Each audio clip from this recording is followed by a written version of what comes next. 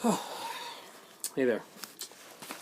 I have just recently come in, just a few minutes ago, and I have an unboxing. I have something that I was really looking forward to. A great YouTuber, cool guy, and a good friend of mine on here, Brian, otherwise known as Nready. If you haven't checked out his channel, the link will be down below in the description box. Was doing a video one day, and he was doing one of those out and abouts, and he found a movie that I was looking for a long time. And you think it would be an easy movie to find around, but it's not around here, and it's something that I really enjoyed. Backstory: I'm a kid of the '80s. I grew up with VHS, CDs, and little things called mom and pop movie shops where you go and you rent VHS, and there were certain things that would stand out, covers and stuff, and sequels. Now, there was one that I watched because I was a huge fan of one of the actors in it. And not the actor that you would probably think, because I'd watched a movie called They're Playing with Fire, and it had starred an actress by the name of Sybil Danning. And I was utterly in love with Sybil Danning. She had made a lot of movies that I liked, but They're Playing with Fire was one of those wow movies. I still have to find the movie. I'm not even sure if it's ever got a proper DVD release or not, but I'm keeping a lookout for that. I'm hoping that she showed her screen prints to that one day. But there's one other movie that she did that was really awesome, and very cheesy, and very cool. And he found it at this video store, and I'm like, oh, I'm looking for that movie. And I get an email, a message in my box, and it says, don't worry about it, I'm going to pick it up for you, I'm going to send it out, which was incredibly awesome and extremely generous. And I'm so grateful because this is something I have been looking for a long time. And so, got it today. And, hide his address. I need to hide mine. Where? That's my address. I don't mind. So first off, before I show the movie, I'm going to show something else cool that came with it. I've been looking at this, and it's really cool. First I'm going to read the note. And it is, and I always keep the notes. I love the notes. And I usually try and keep the addresses too. That way, Brian, let us know when your birthday is, so we'll get something out to you for then. Hi Aaron, hope that you're doing well. Have a great week, and happy birthday, Brian. So, thank you so much. And the extra thing was, I'm extremely stoked, so I want to show that first, before I show the movie. And I've never had one of these, and I've seen them in like books and stuff, but I've always wanted to check it out. Do they still do this type of format, or do you go with a bigger format? But I really love this size. It's kind of like the old TV Guide stuff format. I really like it. And anyway, without further ado, it's Video Watchdog number 73, Hitchcock on DVD. It's got a really cool 39 Steps poster on the back of it as well. It's got some incredible stuff. I've got to find some more of these. These are awesome. It starts out right away, catches my interest with an article on the rise and fall of Mexican horror on DVD. And as you can see, that's from the movie Brainiac, which one of the few Mexican horror movies I do have. I'm always on the lookout for Mexican horror because my better half and me, we're both huge fans of it. And we have never been able to find a Samson or a Santo movie for a decent price. Well, hopefully when we go to, everything goes well, we go to Ottawa now next month, we'll be able to find something like that. It's just Samson in the Wax Museum, how Santo character is, and there's some very cool stuff. And you get into that, and it goes on to like a review of The Beast Must Die, which is an Amicus film that is really cool. It's got the Werewolf minute in it. And now we're going to stop for 1 minute. Do you think that you know who the werewolf is? Well, it's kind of cheap, but it's a fun movie. Actually got myself another Amicus film last night, The Skull, which is apparently really good. I haven't seen it for years. It's got a review of Die Screaming Marianne, which is a film by one of my favorite directors of all time, the cheesy directors, and that would be Pete Walker. Susan George is in this film, and I love Susan George. It has a great article on first got an interview with Norman Lloyd, of course, who acted in some Hitchcock films and went on to be a producer for Hitchcock for After Hitchcock Presents, and went on and kind of produced his own stuff and acted in, if you don't remember now, but he was in St. Elsewhere. He was the doctor in St. Elsewhere. And here he is in his evil days. Yeah, he really looked evil back then.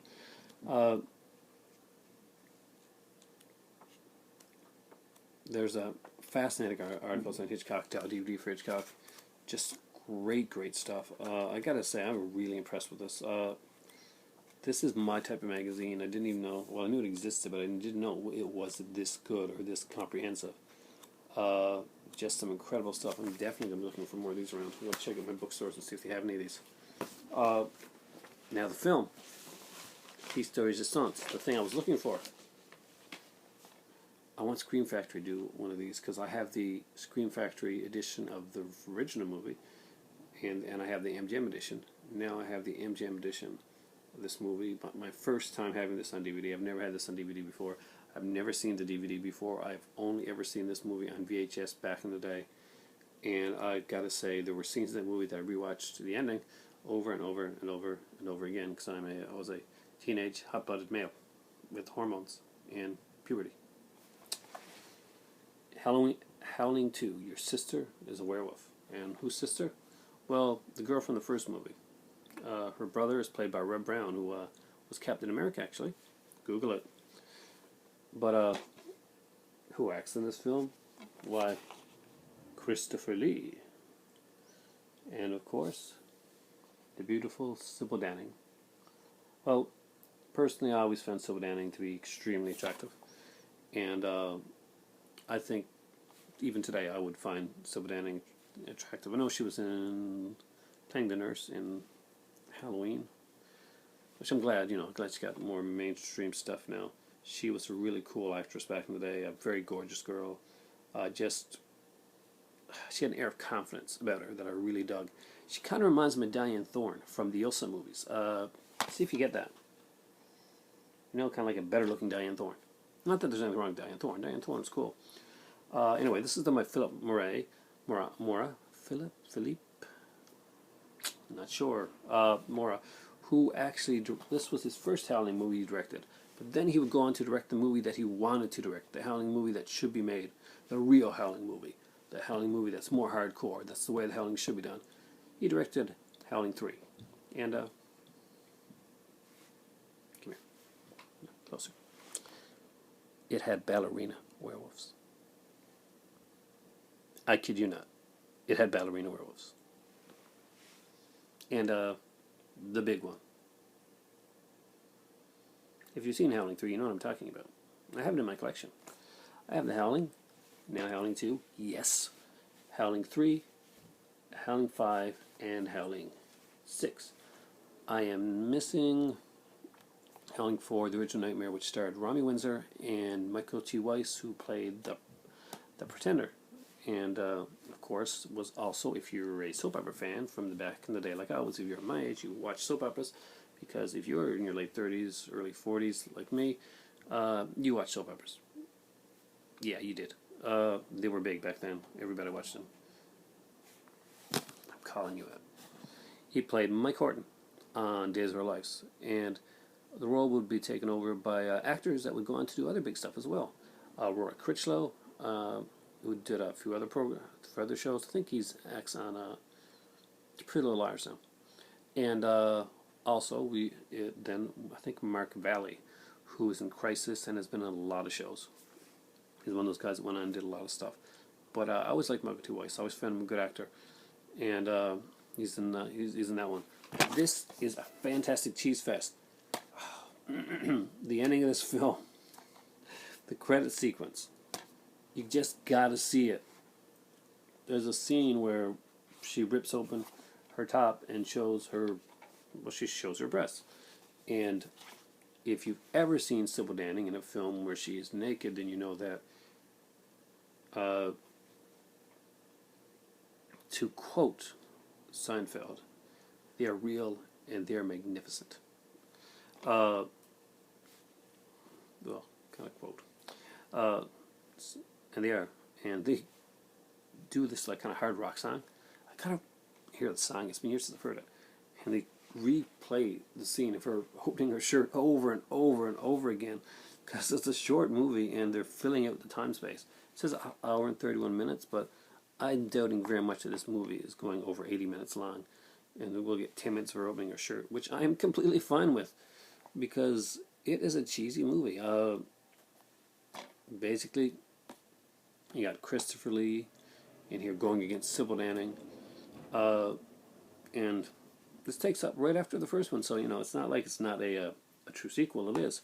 The brother of the newscaster, Karen, who turns all werewolf on us at the end of the first movie, during the news the news show, comes to town, and he finds out that his sister's a werewolf, and gets the title, "Your sister's a werewolf," and ends up going to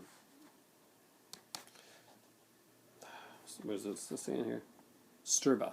Let's go to Transylvania to battle the Sturba, the Subdani's character, the immortal queen of all werewolves, to kind of like save humanity. So it's a cool, cheesy movie, and I really enjoy this. Cannot wait to watch it again. Thank you so much, Nready.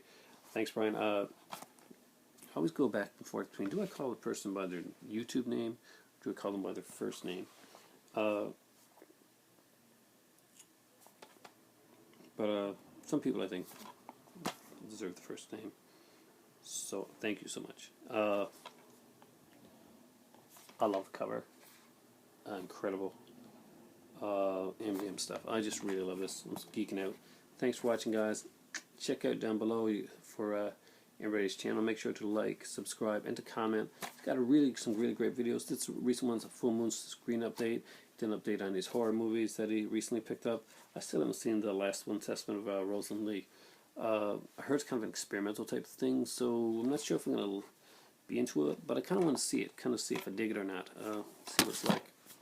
So thanks for watching, guys. For me right now, it's that time again. It's time to get caffeine, because I've been, I got a big week ahead of me. It's like the second last week, my last full week of school before I go into next week, which is 3 final term tests, and then it's off for a week for vacation. And so I'm going to see, I may be going away for a couple of days, so maybe I can bring you guys with me, do a little on the road type of thing. Thanks for watching, guys, and for me right now, it is time for tea.